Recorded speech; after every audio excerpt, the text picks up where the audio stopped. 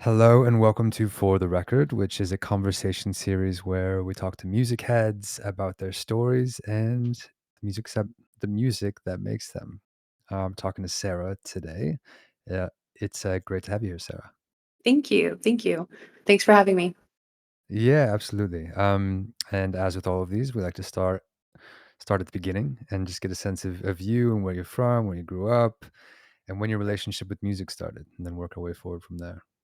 Okay, sounds great. Well, as cliche as it sounds, music has been is underscored just about any significant milestone in my life or trajectory and whatnot.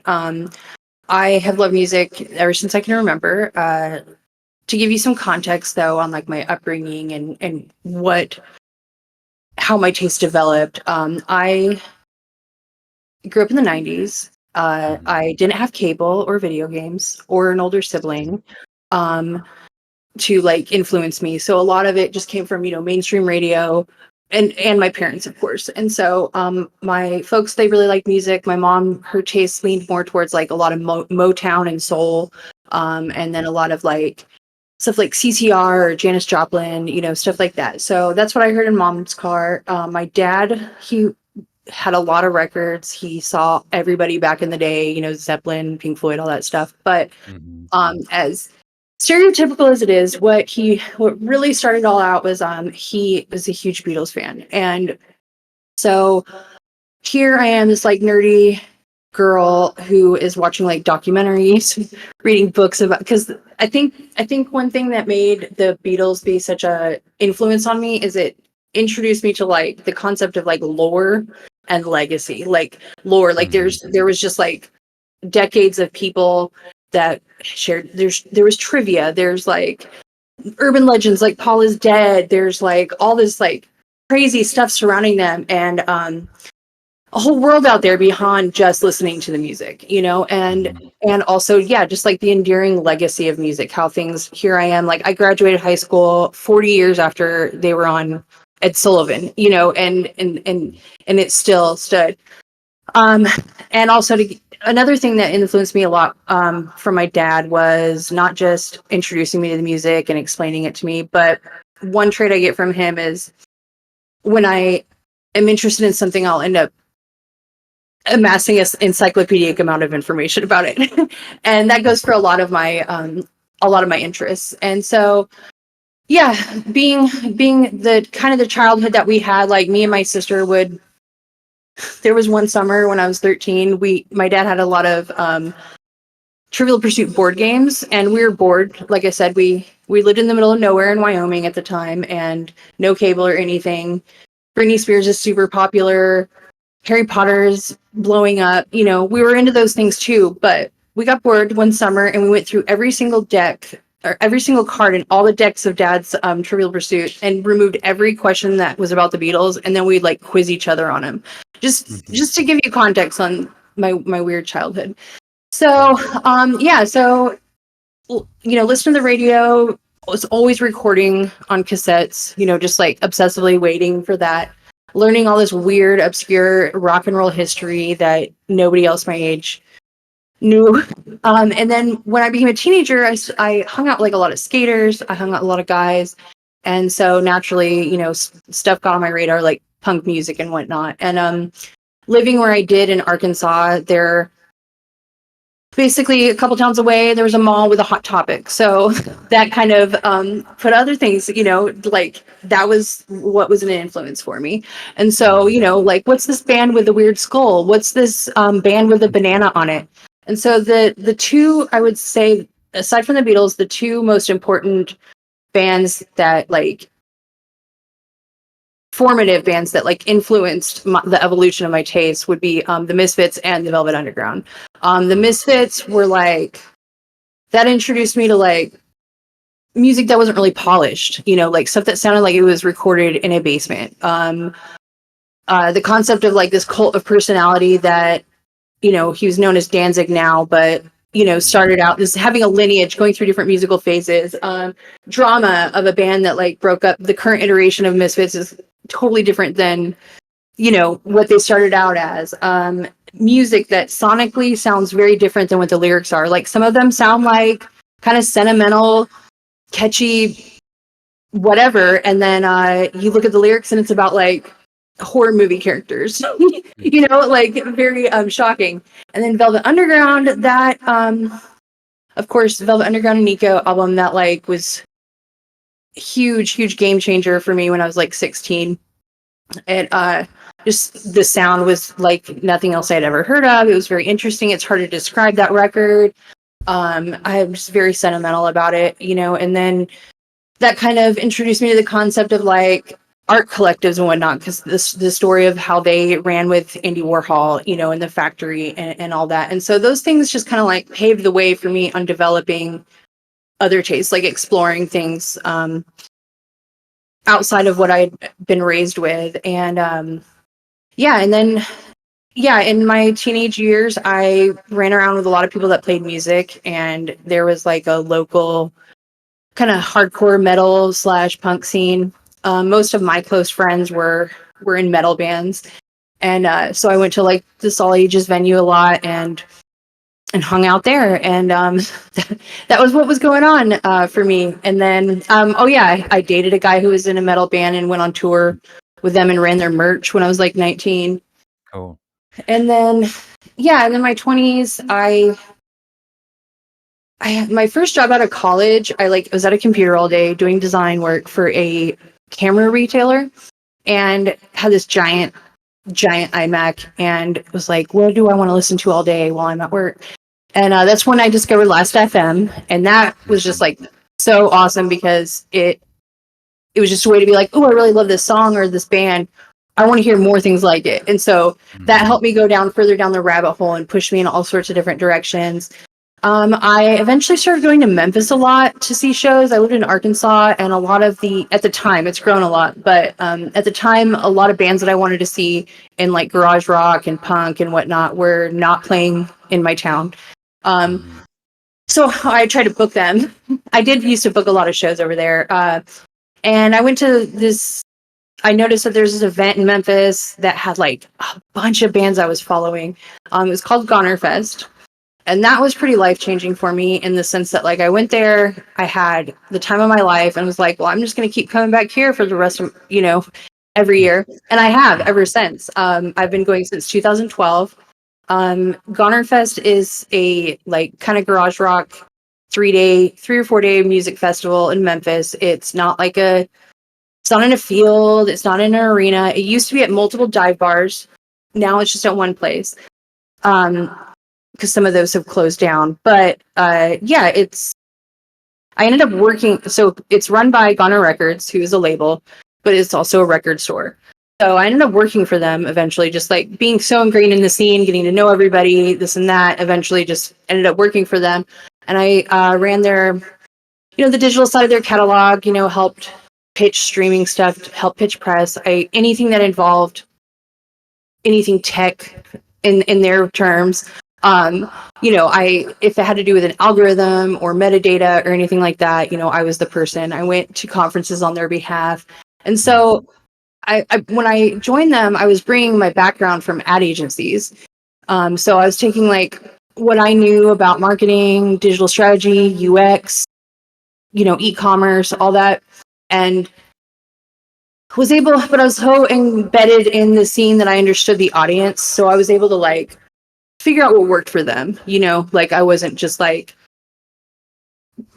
offering all these hokey ideas that wouldn't land with that audience, from my professional life. So it was kind of like this liaison of like this very scrappy independent music scene, and then like the industry, the people who talk finance and data and metrics and the suits and stuff. So I was like, I could straddle both worlds. And so when I worked for them, I also freelanced a lot.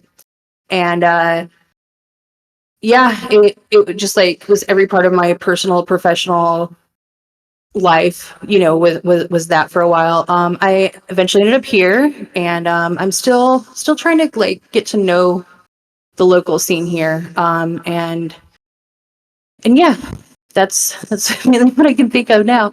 And when I worked for Goner, it wasn't just the label. Like I said, it was a record store. So I also learned a lot about just like retail, vinyl retail, like what kind of people come into actual brick and mortar record stores, what they spend money on, who they also have an online store. So I also learned a lot about the type of people that go shop online for records, not on Amazon or Mhm. directly from the artist on Bandcamp. So it was a very like all encompassing view into multiple areas of like music business, basically.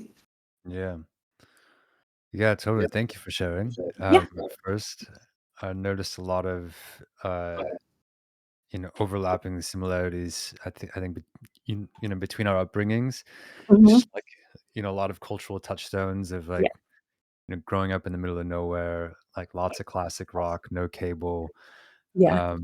listening to the radio, lots of CCR, lots of Beatles, Yeah. and, lots of Zeppelin, Pink Floyd, all of those bands. Also being influenced by the local Hot Topic, some Yeah. 45 miles away. I Yeah. think Hot Topic came up last week also, shout Really. out to Dave, who is in the Yeah. audience right now. Um, seems like a formative, ground Yeah. for coming of age. Yeah, Absolutely. I think it brought me down a little bit more into, like, the new metal side of things. I don't think that's when I started to love the Velvet Underground, for instance, but, like, Hmm. I remember buying a corn beanie at Hot Topic Yeah. once that I don't Yeah. have anymore, unfortunately, but Yeah. It's been a minute since I've been in a hot topic, but yeah, it was definitely a way, like I said, where I was living in Arkansas, like that was one of the only places I could go to find stuff that seemed alternative and whatnot. So yeah. yeah. And the thing Um, about videos, I'm glad that you can, or cable, I'm glad that you can relate to it because yeah, it wasn't until like YouTube came out, there were just like I was really into No Doubt, and I had mhm. never seen a music video until like 2010. It's just like, oh Totally, wow, everybody talks to me about yeah, MTV, and, like, I don't know, I kinda know what that is. yeah, yeah. Like I'd go over to a friend's house and be like, "You guys have VH1?" And they'd be like, "Yeah," and I don't know, yeah. So I think if you like grew up in the '90s without cable, it was you had to you had to and if you wanted to stay like in touch with like your peers cultural references, I don't know, it was just different when you didn't have cable. Mhm. Yeah, it was. It was a little bit like not having the internet, in, like, the early Mhm. 2000s or something. Yeah. Just not having the same access. Um, I'm curious, going back to 2012 when you first started going to Goner, I'm curious if you remember who some of those, who was on that lineup that year and, like, Yeah. what was the magic that brought you in? Was like, "Yeah, fuck yeah, I'm going to this thing every year for Yeah. the rest of my life." Well, the Spits was one of them. They are like a skate punk band from Portland. Um, Oblivions were playing. The Eric Oblivion is the co-owner and founder of Goner. So Mm, that was a big deal because they were like legends that don't play very frequently. And No Bunny was one of them. That's a sore subject for me. I don't know if you heard about the downfall of Burger Records a couple years ago, but yeah, yeah. Mhm. um so Goner is like in what I call a constellation of scenes that are kind of similar in different regions. And Burger was kind of adjacent to Goner.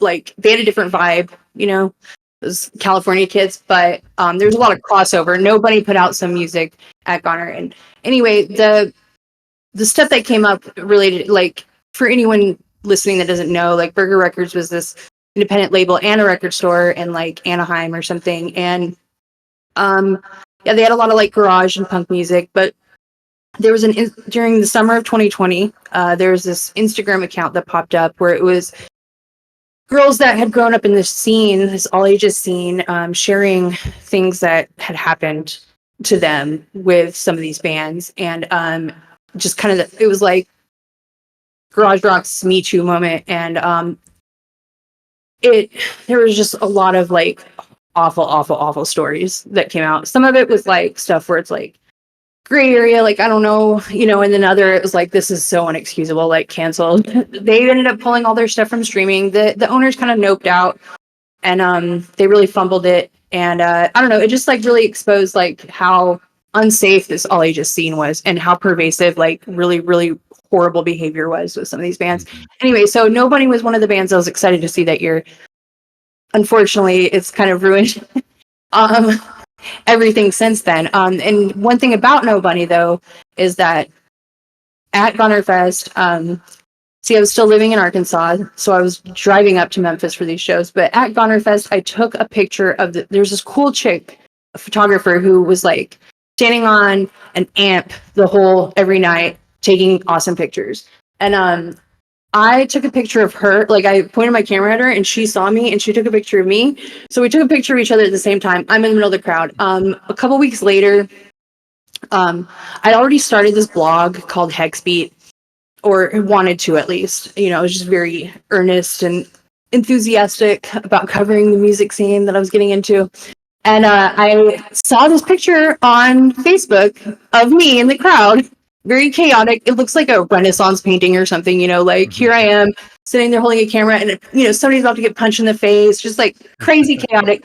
My picture looked like trash compared to hers, but I messaged her and I was like, this is so awesome. And like, do you want to contribute to this blog I started? And she's like, yeah. And then she introduced me to a couple other people, and then they contributed. And then like I ended up moving there. I ended up getting her a job where I worked. We're like she ended up being like an emergency contact on my list at work, you know, or whatever. It's just like all this like one moment during this show like altered the trajectory of like so many other areas of my life. So Mhm.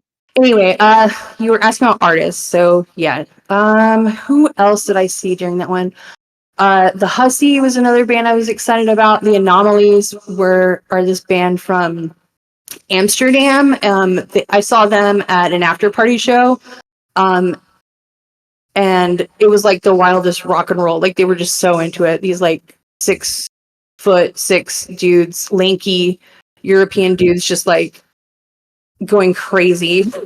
Trying to think who else. Those are the main ones that got me really pumped to go like, oh wow, this is a lot of bands that, you know, that I can see in one weekend. And it was only like, I want to say the pass at the time was like $60. Now it's like maybe $100 for the whole festival, but it's like you can't, that's insane. That's absurd, you know? So Right. they've grown a lot, but like still stayed true to a lot of the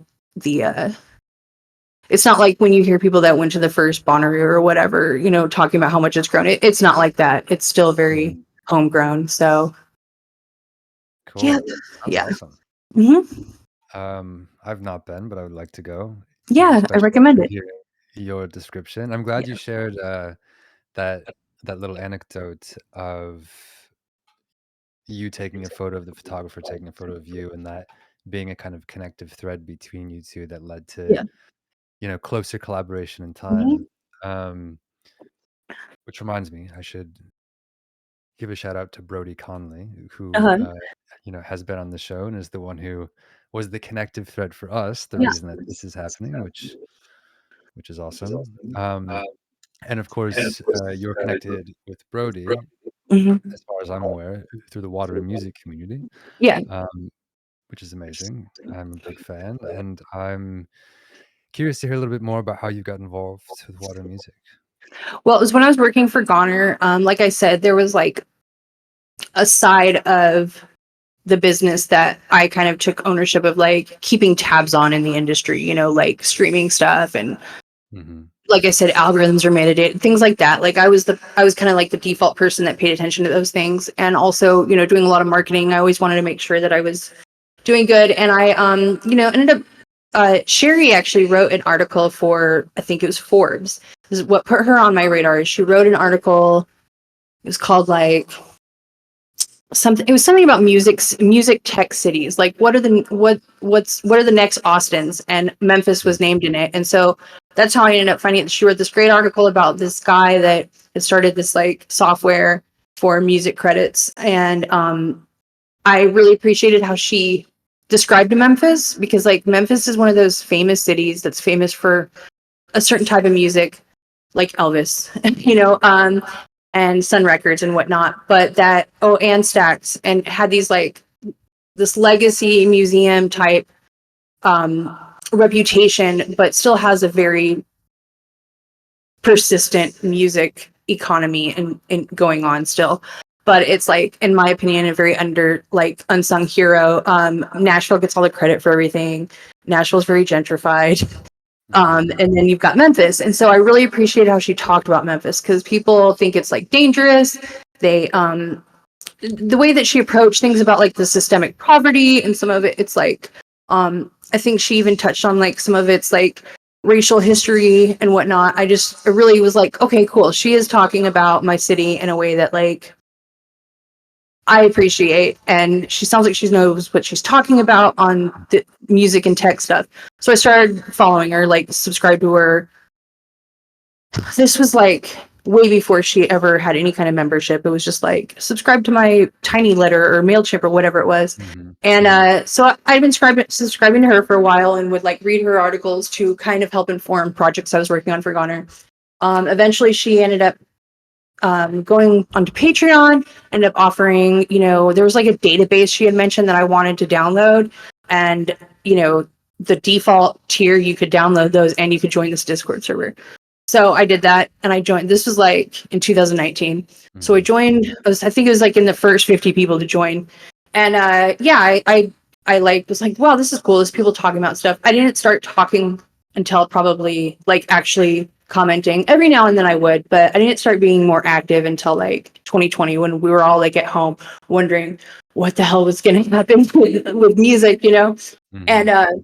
yeah, so I kept up in there. I made friends in there. I chimed in on things here and there. I was also back in school for a minute. So there were like extended periods of time where I wasn't as involved and I didn't like contribute to some of their first research seasons, like when Web3 took off. But then I started like being more active again, and that's when they launched the culture committee. I think it was in response to a couple of incidents that had happened in like, I forget the name of it. There was like, I don't know, there were a couple of headlines about like other DAOs or something like that having like some kind of scandal. Yep. And I think that they wanted to be proactive and like have a group of people that weren't on their core team that kind of like helped them write a code of conduct to help kind of be accountable if anything came up. And I put my name in the hat, and then me, Brody, and three other people were chosen for this culture committee. So we all collaborated on writing the code of conduct. And that's how Brody and I were really introduced to each other. We had like gone back and forth a couple of times in a couple of threads in the server, but that was like when I really like got to know him. And then we worked on the ethics, like when for season 3 their focus was on AI, music and AI, and I predominantly worked on the ethics angle. There was like legal, I forget what the other one was, and then ethics. I worked on the ethics one with him a lot, and so that's where we spent a lot of time getting to know each other better. So it's my long way of saying how what my relationship with water and music is and how I got to know Brody. No, that's amazing. Thank you for sharing. Yeah, no, I remember that moment when there were a couple other DAOs that, yeah, were facing some tough situations from, some actors within the DAOs that hadn't operated Yeah. in the best way. And I really appreciated Water and Music, being proactive about that, and making sure there was a foundation of ethics and Yeah. code of conduct there that felt Yeah. like the right thing to do, as pretty much everything Water Music does. Feels like. Yeah, exactly. That's one of the many reasons why I've stayed. It's just even those extended months where I was like studying for finals and not really checking in, like I was still subscribing. Like I'm a lifer. I'm probably one of their 100 true fans. Cool. um cool, amazing. I think this is the right moment to transition into a little bit more of like the Q&A session, Okay. or like Q&A portion of the chat for the record. And I'm curious first to hear how you discovered music today. How I discovered today, a handful of ways. You've got the default like Spotify. I still I don't every single week, but I try to like see what my Discover Weekly is like every week, just to have it playing in the background Monday morning. Um, Mhm. and if something catches my eye, I'll go from there. I still use Last FM. Mm, I mhm. don't I use it just because I'm obsessive and want to like have this like running log of like the music I listen to because I'm a nerd like that. But also I'll still go on there sometimes and poke around and just, get recommendations from there. I get a lot of recommendations just in passing from like the all the friends I've made online, being on social media. Just one of them will share a song, one of them will share a video from a show they went to. They're people that I know that like have similar tastes in me as I do. So if it looks like they're having a good time, then there's probably a band that I want to check out. So a lot of stuff like that. I still keep up with what Goner puts out. Um, Whenever they announce the Gonerfest lineup, anybody that is not on there, I will look up and usually end up liking. I follow some journalists. I follow the types of scenes I'm in. It's hard to say the word like influencer. It's like so not their style. But for lack of a better term, there are some like tastemakers, I guess, like, that I Right. follow that um have a lot of similar stuff. I also still like buy music online. I buy from Bandcamp, but I also go into Mhm, record stores still.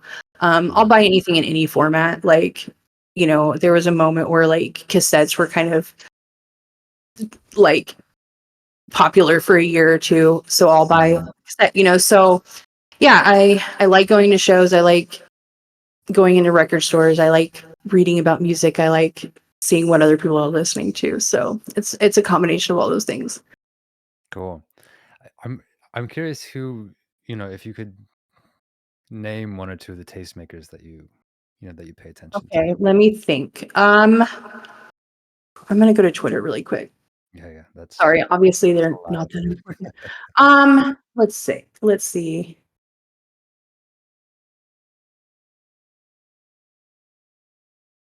Who is somebody I follow that I can always trust their stuff?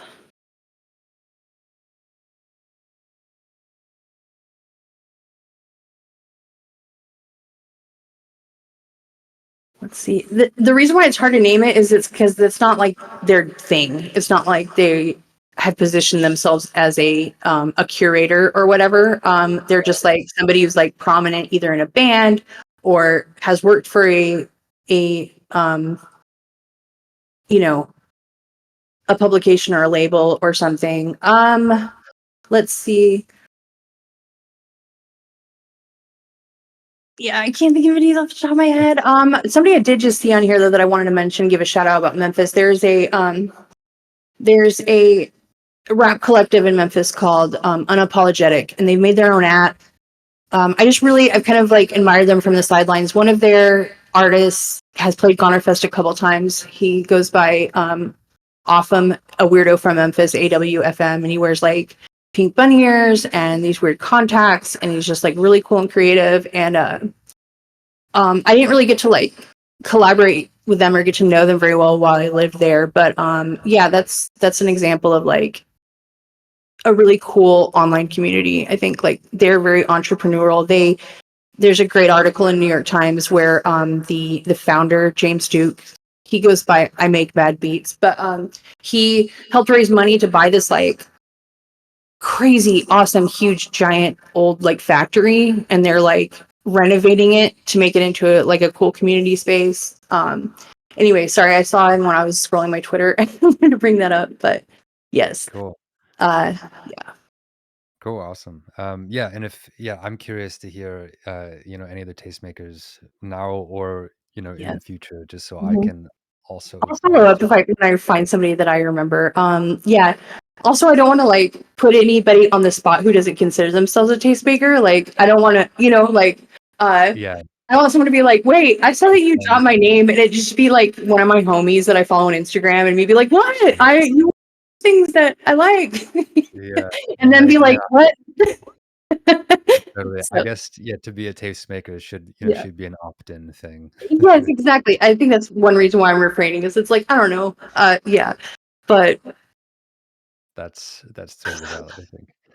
Um, Oh, wait, sorry, I can think of them.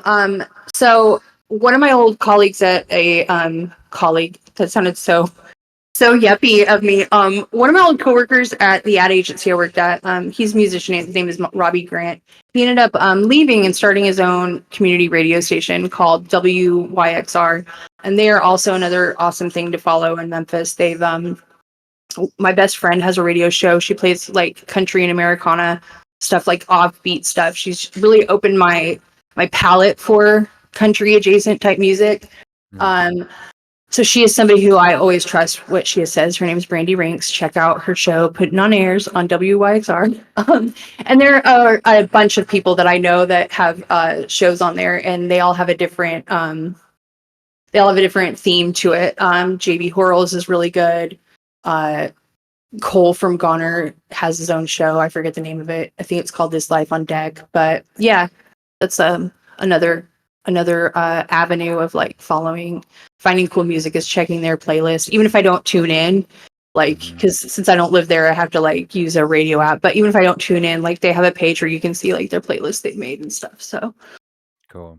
yeah, Yeah, no, I think that's a great way to do it. I need to spend more time, with like online radio stations. I've been an NTS, subscriber for like a million Mhm. years, and I always Yeah, forget that yeah. that it exists. But yeah, it truly is a great source of music discovery. Oh yeah, Definitely. and WFMU is another one that I don't listen to that a lot, but I follow people who have had shows on there, and so that would be another, mark of influence to check out for me at least.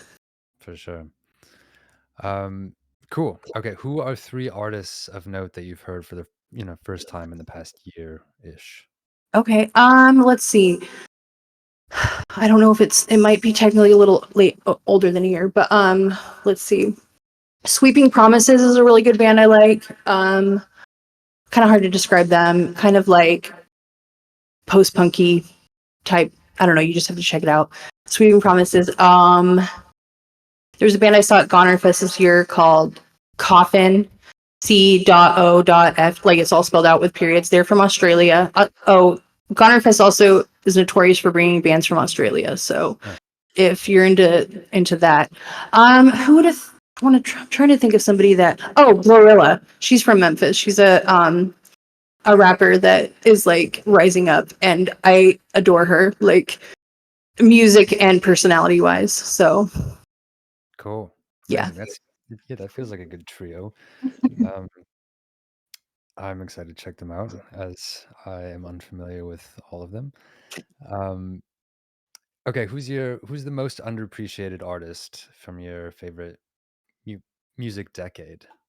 okay. I don't think I can pick a favorite music decade. Like I mean, it would take me a long time, and I would overthink it. But I can think of, if I'm allowed to say two from two different decades. We'll allow it. Okay, so one would I think. So there's a band called Electra Lane. They're from Oh yeah, England. I love Electra Yeah, Lane. yeah, me too. And I won't. It sounds funny to say like um underappreciated or whatever, because I think they still consistently have like 150,000 monthly listeners, type of thing. They're not necessarily like that obscure, but whenever I see like people talking about that era or that region or that kind of scene they were in, I just don't see them getting their flowers as much. And I think that sometimes I listen to the music, it's just like so cool. Like it's just really good music, and I just feel like it.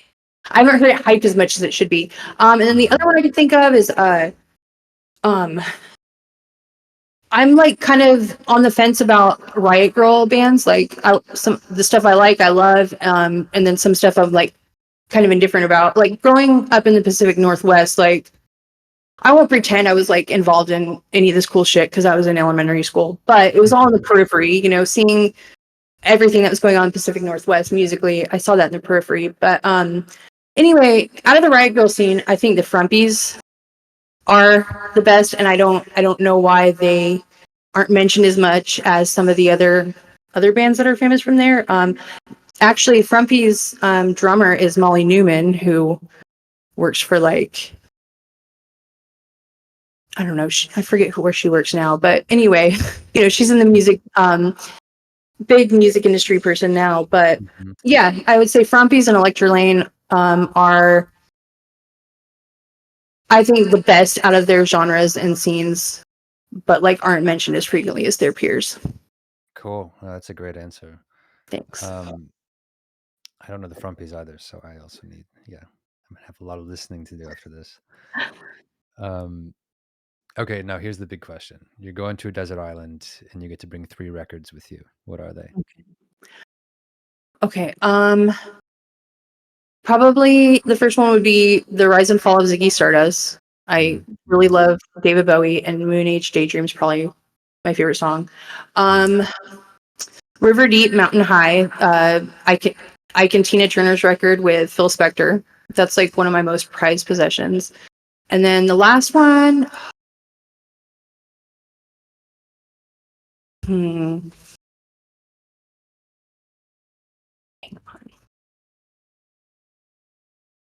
probably like Funhouse by the Stooges, something like that. I'd have to add something punkish, punk roots in mhm. there. So yeah. Cool, cool. I love those 3. Another great answer, I must say. Thanks. Um, cool. Well, this has been amazing, Sarah. I really appreciate it. For Mhm. people who are listening, where can they check out your work and your projects and follow along and or get involved? Yeah, my website is stiletto, like the switchblade, but it's stilet not .com. Um, that's not very easy to like relay to tell somebody to type it in. Mhm. On Instagram, I'm semi nocturnal. On Twitter, I'm Ruby Roo, spelled ROUX. Uh, on Spotify, I'm Ruby Firecracker, and I don't know. If you go to that website, then you can find all those links and keep up with me. But that's probably about it. I don't like YouTube or TikTok or anything like that. So I am gonna hopefully start writing more. But those are the best ways to keep up with me. Cool, amazing. And yeah, now that you've gone through the gauntlet of for the record, Uh-huh. um, who else, what other music head in your life would be a good guest to have on the show? Let's see. So I know I should have thought of this earlier. No Um, stress. uh, so people from Water Music that I can think of that would be interesting. Muñeca Diaz is one. Maceo Watley is another. Maceo. Um, you know, he is. Yeah, yeah. Mhm. He's great, and he's got a really cool project going on too.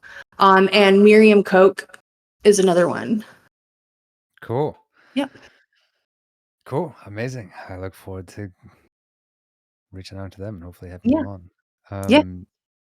But yeah, thank you so much, Sarah. This has been really lovely. I really appreciate you sharing your story and the music that you listen to. It's cool seeing some overlaps in our life trajectory. That was fun. And yeah, wishing you the best as you continue to do this work. Thank you. Thank you. Thanks for having me. Absolutely. Absolutely. Take care. Thanks. Bye. Bye.